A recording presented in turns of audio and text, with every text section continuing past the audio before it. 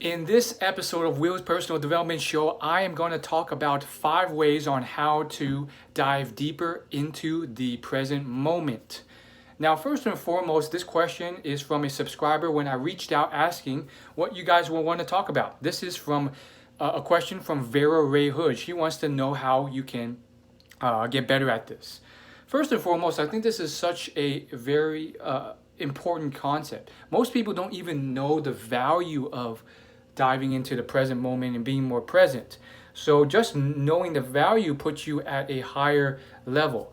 For a quick primer as to why, obviously, if you want more detail, I've written entire blog posts on this topic, but the basic idea is being in the present moment can definitely help you in a lot of work and activities. It can keep you more focused, and a large percentage of high performing people, especially athletes or anyone involved in sports, they've often mentioned the power of being in the present moment and just staying in tune, which helps you perform your task at the highest level. And it helps you focus. Even if you're in business and so forth, it can help you focus for long periods of time, and that's how you get ahead. So I'm not going to touch on why too much, because that's another video. We're talking about how. So there's 5 ways that I want to talk about. The first and foremost, and I think maybe one of the best, is to really just find stuff you enjoy doing. If you find stuff that you really enjoy doing, you're just going to naturally be in the present more, because you're going to be so excited and passionate and enjoy it so much.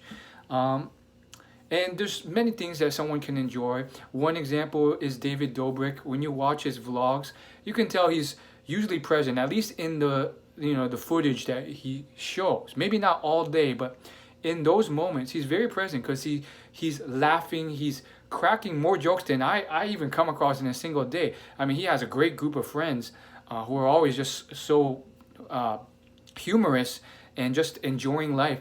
And so he has no problem being present, because he's just like, why do anything else? He's not worried about anything. He's just enjoying what's in front of him, doing crazy stuff, jumping off trampolines and stuff like that. But you can find that in your hobbies, which can vary dramatically. Some people might like archery, others like Bollywood dancing, others like hip hop, others like Olympic weightlifting. Find what you enjoy, and that's how you can be more present. The second thing is meditation. I think meditation is one of the greatest ways to work on that muscle, that skill set of using your willpower to be more present. I don't think there's anything really like meditation. Like, some people will say, like, oh, my meditation is walking, or my meditation is running. And maybe to a degree, but unless you really understand meditation, like a good portion of it is really just bringing your mind back to your breath, which is a lot harder than you think, because especially when you start out, you realize, wow, I have a lot of thoughts. I have a lot of the most random thoughts. Oh, this TV show was good, but then it could have been better here and here. And it's like, why am I thinking about this? And so by continuously practicing and training that, you get better at becoming the master rather than a puppet with parts of your mind. And so you can once that gets good, you can start working on that to build your present moment skills as well. Number 3, find activities that force you into the present. Now, these may be things you enjoy, but they don't necessarily have to. And certain physical activities, exercise, whitewater rafting, cycling, certain activities that are physical are some great examples of ways that you can do this. The basic idea here is, if you are, say, parasailing, which is the way that Richard Branson gets present, that's something that it's hard to think about anything else, because especially when you're starting off, you're concerned about your safety, you're concerned about not dying, you're concerned about just getting through it, or you're just so excited because it's so new. And so I'm not saying it has to be something adrenaline filled, like whitewater rafting all the time. Chances are you probably can't even afford to do that all the time, but it can be something simple. Just recently, I just finished a CrossFit workout, And today's Metcon portion of that workout was a series of 3 activities, 5 rounds. And that was ring rows or rope climbs, 8 box jump overs, which really takes the gas out of you, and then 12 kettlebell or dumbbell snatches. And so, as you can imagine, with that type of interval training and that intensity, you really don't have much time to think outside. You need to focus on a workout. You're breathing heavy. And, certain workouts might push you in a similar way. And that's something that you can really work on. For some, it's cycling. For some, it's swimming. For some, it's not a physical activity. It's journaling or programming. But that's another way of really enforcing that present moment thinking. Number 4, let's say you need to be present in a specific activity. You can't be doing whitewater rafting because your goal is to be present at your career, at your job, whether that's as an athlete or as a worker in an office. How do you stay present in that moment? And how do you refine that skill when you have to do it for that activity? I think one technique is the Pomodoro technique. So the general format of that, of course, there's variations, but the general idea is 25 minutes of focus work and then 5 minutes of rest. And that specific pace of both of those things happening creates enough of a break and then enough focus activity for you to keep bouncing between them and not having to really feel burnt out or like your mind keeps wandering. And it's just a little bit of rest and then recovery that just keeps you focused more than if you just try to willpower your way through 6 hours straight. And then I think after 4 times, then you get a 15-minute break. And there's variations. I ended up, there's a period where I did 40 minutes on and then 10 minutes off. And then I tested it out with various different things.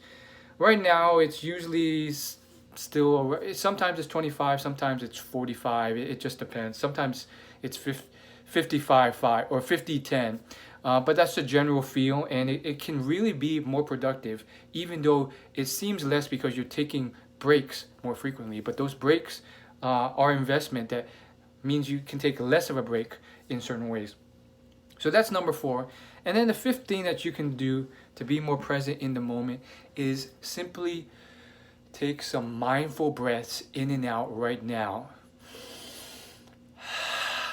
And as a bonus 6th tip, I'll roll these into one. Realize that the present moment is all you have. The past is behind you. It's already gone. You can't change it. And then the future is yet to come here. So I'm not one of those people who just say, oh, the present moment is, the power of now is all you have and that's 100% all you should ever do. No, because there is a certain level of value to planning for the future, preparing for the future.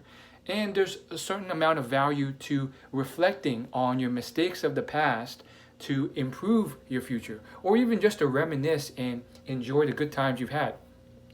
So there's definitely value to present and future. The issue is when someone tends to over-focus on the past or the future with worry, with concern, with things that have yet to happen or have already happened.